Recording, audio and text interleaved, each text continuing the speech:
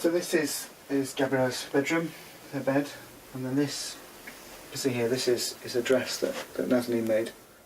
So the last time I saw them was at the airport when they caught the plane to go to Iran. Had lunch there. Gabriella, after a couple of minutes of having her lunch, decided that then she was needed to go and explore. So we had a good 20 minutes, I remember clearly, of her running up and down the corridors. And then, she went and got the plane with her mum, and obviously Nazanin's head was just full of, gosh, how's this flight going to be, and how will we cope with, this, quite precocious as she was then. The realisation that actually she was being held in solitary confinement and being interrogated in this sort of brutal way. It's not that it was surreal. It was sort of much deeper. I mean, just really sort of shocking and when you suddenly aren't able to sleep, you aren't able to concentrate on anything, you aren't able to do anything. It's not even as if I had clear thoughts about what was going on, but I had clear sort of shaking feelings. She was taken to a place called Karaman, which is down in the south of Iran, and kept there for 45 days in solitary confinement. She always says that was the worst period of all of her experience. She was kept in a room about the size of a double bed, pretty dirty, no natural light. The light would be on all the time, and then every so often she'd be taken out for interrogation.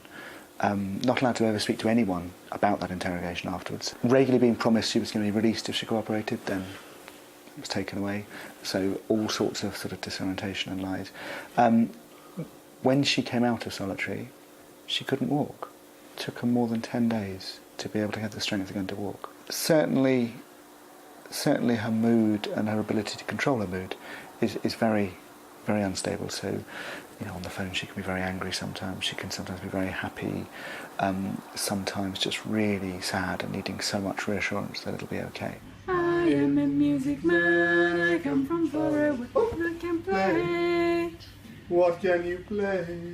I play the bass. Her strength is seeing Gabriella, what she lives to in the days between seeing Gabriella. By and large is making some clothes for her or planning what we're going to do together. I fundamentally think that Nazanin's story is a profound injustice and should be said. I fundamentally think that the government can solve it and the Iranian government can solve it, and it's not my business how, but it is my business to give them an incentive to do it, and that's what I try to do.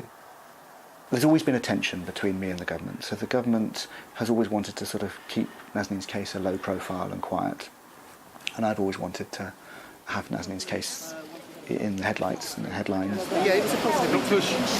The last few weeks have been a complete rollercoaster, and we've had all sorts of bad things happen and some good things happen, and I sit here now thinking, gosh, what to make sense of it.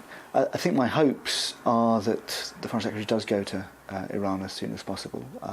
He didn't give a date on the meeting, but I think it's within the next few weeks.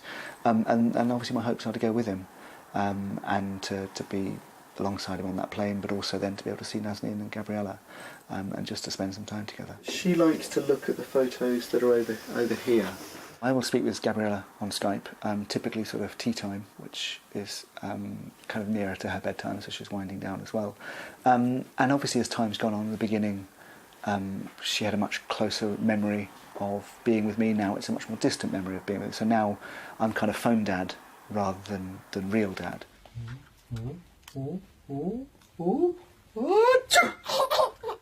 One of my fondest memories is of us putting on the stereo the Michael Jackson and her dancing around. And she used to start dancing and then get another dolly. Dolly would have to start dancing, then another dolly. And so we'd end up with all these dollies dancing while she was busy organising her grown-ups to hold all her dollies. I think my job is not to believe any promises, not to believe any sort of reassurances I can't see. So when the government says that they're raising whatever, I see what I can see, and I can see she's not here yet, so I'm going to keep going.